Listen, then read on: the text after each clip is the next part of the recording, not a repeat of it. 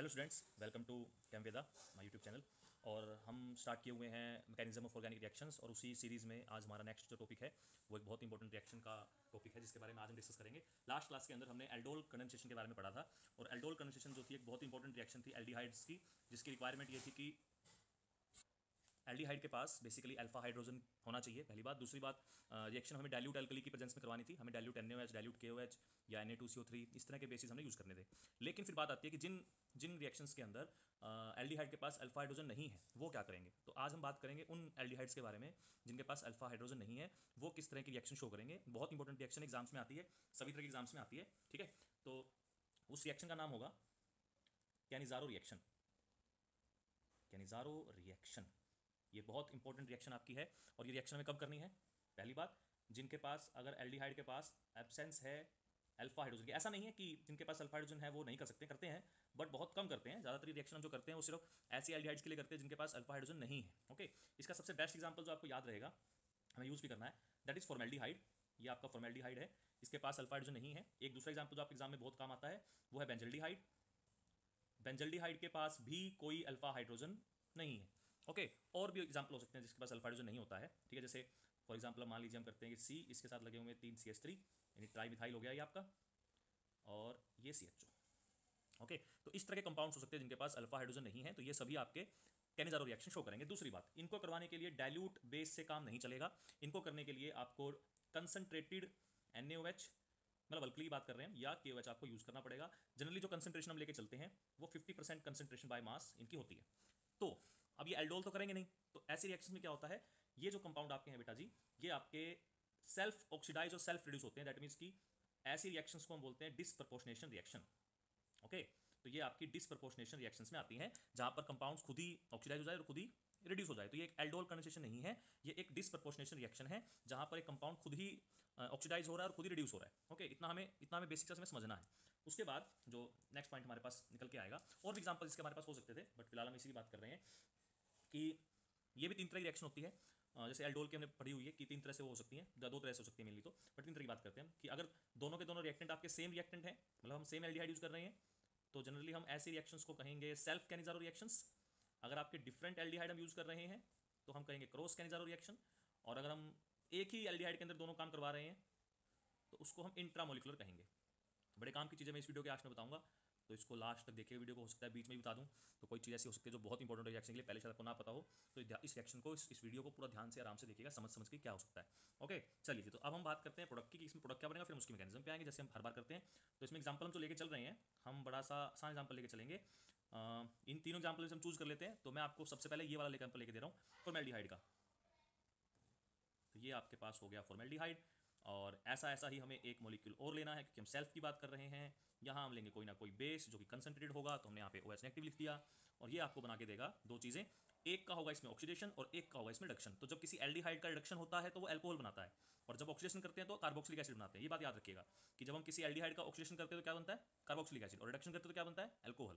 तो एक तो हमने बना के देगा HCOH H, और एक H और लग गया आगे, तो ये बन गया CH3OH, प्लस दूसरा हमें बना के देगा HCO, एक H पहले से था, एक OH यहाँ पे, और इसका कोई ना कोई साल्ट O नेगेटिव हम लिख रहे हैं, ठीक है। ये आपका प्रोडक्ट हो गया। तो ये आपको ध्यान रखना है हमेशा, कैनिज़ारो रिएक्शन में हमेशा एक एल्डिहाइड का रिडक्शन होता है, एक एल्डिहाइड का ऑक्सीडेशन होता है, तो एक आपको अल्कोहल मिलेगा, एक आपको सॉल्ट ऑफ कार्बोक्सिलिक एसिड मिलेगा, ठीक है जी। अब ये होगी रिएक्शन।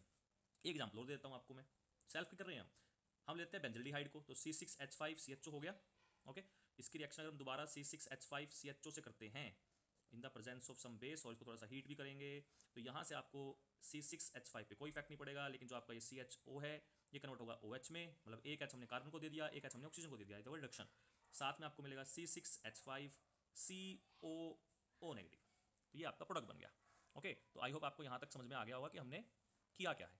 उसके बाद हम बात करेंगे अब इसके मैकेनिज्म की, ये हुआ कैसे। पेपर में आपसे कॉम्पिटेटिव एग्जाम्स के अंदर आपको मैकेनिज्म आते हैं तो आपके लिए प्रोडक्ट बनाना बड़ा इजी हो जाता है। एग्जाम में भी आपसे बार पूछ लेते हैं कि what is the mechanism of Cannizzaro reaction. CBSE के अंदर तो बहुत इंपॉर्टेंट रिएक्शन आपको आनी चाहिए। ओके जी, तो आज हम इसके मैकेनिज्म की बात करते हैं।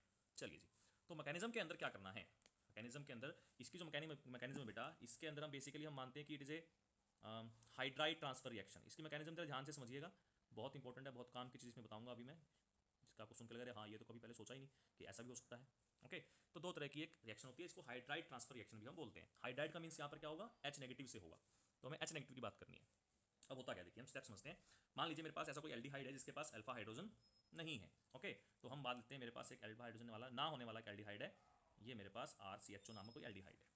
अब फर्स्ट स्टेप में क्या होगा, फर्स्ट स्टेप में हमारे पास ये होगा बेटा कि जो न्यूक्लियोफाइल हमने यूज़ किया है, सॉरी बेस यूज़ किया है, वो हमें क्या दे रहा है, वो हमें OH नेगेटिव दे रहा है, ठीक है जी। तो यहाँ से फर्स्ट स्टेप में क्या होगा, it is a reversible reaction.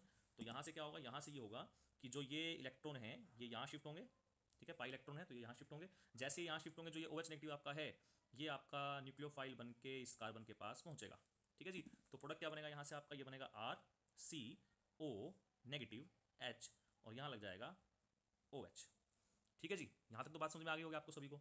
उसके बाद अब मैं आपको दो स्टेप बता रहा हूँ बेटा, जरा ध्यान से समझिएगा दो स्टेप कैसे हैं।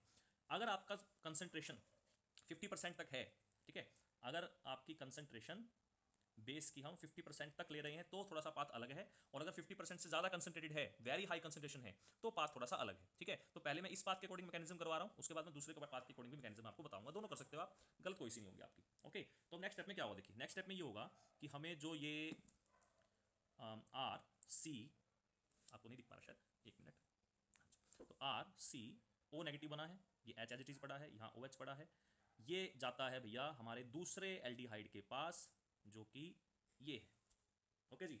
अब यहाँ से क्या होगा, देखिए यहाँ से फिर वापस रेजोनेंस होगी, तो ये जो नेगेटिव पार्ट है बेटा ऑक्सीजन का ये वापस यहाँ आएगा, जैसे ये यहाँ आएगा, क्योंकि ये भी देखिए इसकी तरह ही काम कर रहा है ये वाला पार्ट भी, है ना। तो जो चीज़ें यहाँ हुई है वो यहाँ भी होंगी, तो ये जो इलेक्ट्रॉन है ये यहाँ शिफ्ट होंगे, है ना, ये यहाँ शिफ्ट होंगे तो यहाँ आ गए, तो ये जो H है बेटा, ये जो H आपका है ये आपका यहाँ से शिफ्ट होके H नेगेटिव की फॉर्म में और यहाँ कार्बन पे लग गया, ओके। तो यहाँ से आपको क्या मिलेगा, यहाँ से आपको मिलेगा RC, ये डबल बॉन्ड O वापस बन गया, ये आपका रह गया यहाँ पे O नेगेटिव, ठीक है जी, यही होगा। सॉरी सॉरी थोड़ा सा गलती होगी, थोड़ी सी गलती, ये वाला H नहीं जाएगा भैया, हमें ये वाला H भेजना था ना, हाइड्राइड शिफ्ट भेजना है, तो थोड़ा सा गलता होगा, कोई बात नहीं, चलता है इतना तो ये आपका बन गया यहाँ से OH, ओके। और इसको नहीं करना है, ये वाला OH हमारा एच पड़ेगा, ये वाला H में शिफ्ट करना था, ओके। उसके बाद यहाँ से क्या होगा, प्लस यहाँ क्या बच गया आपके पास RCO नेगेटिव और H, ठीक है जी। यहाँ तक बात समझ में आ गई आपको, यहाँ तक तो कोई दिक्कत नहीं है आपके पास। और एक आपके पास H और आया है तो वो H हमने यहाँ लगा दिया, तो ये बन गया RCH2O नेगेटिव। उसके बाद नेक्स्ट स्टेप में क्या होता है आपके पास, नेक्स्ट स्टेप में हमारे पास जो ये RCOOH बना है, ये अपना H क्योंकि एसिड है तो एसिडिक बिहेवियर तो शो करेगा, तो ये अपना RHHO नेगेटिव जो था, तो ये अपना प्रोटॉन एक्सचेंज यहाँ पे कर लेते हैं। तो इस प्रोटॉन एक्सचेंज की वजह से इसका जो H है वो आपको इसको मिल जाएगा, तो ये आपका बनाएगा RCOO नेगेटिव प्लस RCH2OH। तो एक मैकेनिज्म तो हमारी ये हो गई, ठीक है जी। अब मैंने आपको कहा था कि अगर कंसंट्रेशन थोड़ी सी ज़्यादा हो जाए तो क्या करना है, ठीक है।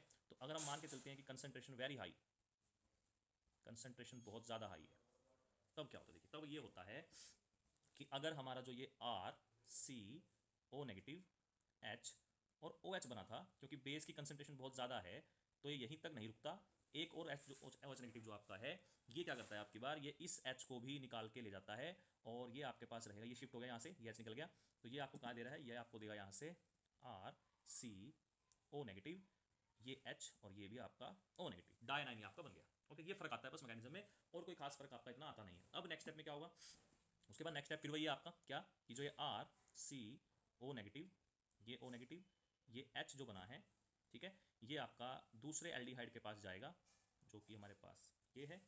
तो होता ये है कि ये आएगा यहाँ पे, तो जैसे ये यहाँ पे आएगा इसके में से या उसमें से दोनों में से कोई भी आ सकता है, और जो ये H आपका है ये शिफ्ट होकर आपका जाएगा यहाँ पे। पीछे भी हमने ऐसे किया था, बस यहाँ पे OH था, अब की बार यहाँ पे O नेगेटिव है क्योंकि इसका H भी नहीं छोड़ा है बेस ने।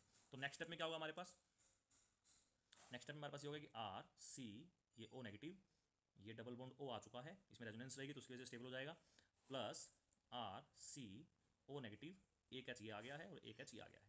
लास्ट स्टेप में क्या होता है, लास्ट स्टेप में आपका जो RCO नेगेटिव H और ये H है, ये क्या करता है, सोलवेंट से H को सब्सट्रैक्ट करके हमें वापस OH नेगेटिव देगा और ये बना लेगा RCOH H और H, तो ये बन गया हमारा प्रोडक्ट। तो ये हमारी मैकेनिज्म थी कैनेजारो रिएक्शन की, आई थिंक आपको समझ में आई होगी। अब थोड़ी सी बातें काम की जो मैंने आपको कहा था कि वीडियो पूरी देखोगे तो आपको बताऊंगा। पहली, अगर आपका प्रोडक्ट, सॉरी अगर आपका रिएक्टेंट HCHO है दूसरा साथ में कोई दूसरा एल्डिहाइड है, अगर कोई एल्डिहाइड है जिसके पास अल्फा हाइड्रोजन नहीं है, लेकिन अगर उसमें से आपका एक HCHO, मतलब आप क्रॉस रिएक्शंस करवा रहे हो, क्रॉस कैनिजारो रिएक्शन आप करवा रहे हो, और इनका किसके साथ करवा रहे हो, HCHO के साथ करवा रहे हो, तो इसमें पक्का आपको HCHO को ही हमेशा कार्बोक्सिलिक सोल्ट या कार्बोक्सिलिक एसिड बनाना है। दूसरा जो एल्डिहाइड आपका है वो हमेशा क्या बनेगा, आपका अल्कोहल बनेगा। फॉर एग्जांपल अगर मैं HCHO की बात करता हूँ और इसके साथ में C6H5CHO रखता हूँ इन द प्रेजेंस ऑफ वही बेस, तो यहाँ से आप इसको तो हमेशा बनाओगे HCO, एक मिनट, इसको तो आप बनाओगे हमेशा HCO नेगेटिव, और ये आपका बनेगा C6H5CH2OH। ठीक है जी, ये बात हमेशा आपको ध्यान में रखनी है। क्यों? क्योंकि जो न्यूक्लियोफाइल अटैक होता है वो फॉर्मेल्डिहाइड पे अटैक करना ज़्यादा इजी होता है as compare to other aldehyde के, इसीलिए HCHO का हमेशा ऑक्सीडेशन होता है और वो आपको हमेशा कार्बोक्सिलिक सोल्ट देता है। ये बात आपको ध्यान में रखनी है। ये थी आपकी मोस्ट इंपॉर्टेंट पॉइंट जो आपको ध्यान में हमेशा रखना है। यहाँ तक बात समझ में आ गई। इसके अलावा अगर हम कंसंट्रेशन कम रखते हैं तो ये आपकी एक थर्ड ऑर्डर की रिएक्शन होती है भैया, कैनिजारो रिएक्शन। अगर हम कंसंट्रेशन बहुत ज़्यादा कर देते हैं तो ये आपकी फोर्थ ऑर्डर की रिएक्शन भी बन जाती है। थर्ड ऑर्डर कैसे है, second order with respect to aldehyde जो मैंने पिछले मैकेनिज्म में दिखाया, और first order with respect to base. ठीक है जी। लेकिन अगर फोर्थ ऑर्डर की बात करें तो एल्डिहाइड के रिस्पेक्ट में भी सेकंड ऑर्डर हो जाएगा और बेस के रिस्पेक्ट में भी सेकंड ऑर्डर हो जाएगा। ठीक है जी, ये एक बहुत दूसरी इंपॉर्टेंट पॉइंट था जो आपको ध्यान में रखना है। ओके जी। अच्छा, कुछ केसेस में ऐसा होता है जहाँ पर अल्फा हाइड्रोजन ना हो, लेकिन अगर हम बाकी सभी कंडीशंस भी दे दें तो शायद कैनिजारो रिएक्शन ना हो। तो वो कब होगी, जब ऐसा कोई भी ग्रुप आपके कंपाउंड साथ लगा हुआ है जो बेसिकली क्या कर रहा है, जो बेसिकली कार्बोनिल जो कार्बन है उसकी न्यूक्लियोफिलिसिटी को कम कर रहा है ना, तो जो न्यूक्लियोफिलिसिटी को कम करेगा वो भी आपका बेसिकली बेसिक स्ट्रेंथ को कम करेगा। तो ये आपकी मैकेनिज्म थी कैनिजारो रिएक्शन की। आई होप आपको समझ में आई होगी। फिर भी कोई डाउट्स हो तो आप कमेंट सेक्शन में मुझे जरूर बताइएगा, और प्लीज़ चैनल को शेयर, सब्सक्राइब और लाइक जरूर कीजिएगा अगर कुछ बात समझ में ना आए तो भी। Thank you.